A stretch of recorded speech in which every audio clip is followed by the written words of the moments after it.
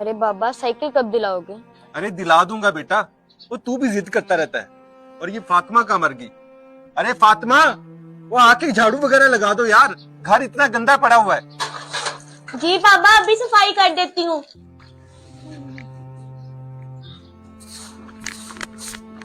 अरे फातिमा, तू यहाँ पे झाड़ू लगा रही है और मुझे इतनी जोरों से भूख लगी है, चल जा मेरे लिए खाना लेके आ। जी बाबा अभी लाई।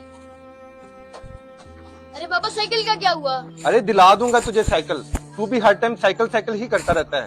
चलो अंदर। पापा अब बहुत दिन से कह रहे हैं मुझे आज साइकिल चाहिए ही चाहिए। बेटा पैसे आने दो, मैं आपको साइकिल दिला दूंगा। मैंने आपके घर पैदा होके गलती की, काश कि मैं किसी अमीर के घर पैदा हो जाता। भाई भाई ऐसा नहीं कहते। ये ले बाबा, ये कुछ पैसे हैं, भाई को साइकिल दिलवा दे। इतने सारे पैसे ये तुम्हारे पास कैसे आए? बाबा जी रोज आप मुझे 10-10 रुपए देते थे, उसी को जमा करके मैंने इतने पैसे इकट्ठे किए हैं ताकि मुश्किल में आपके काम आ सके।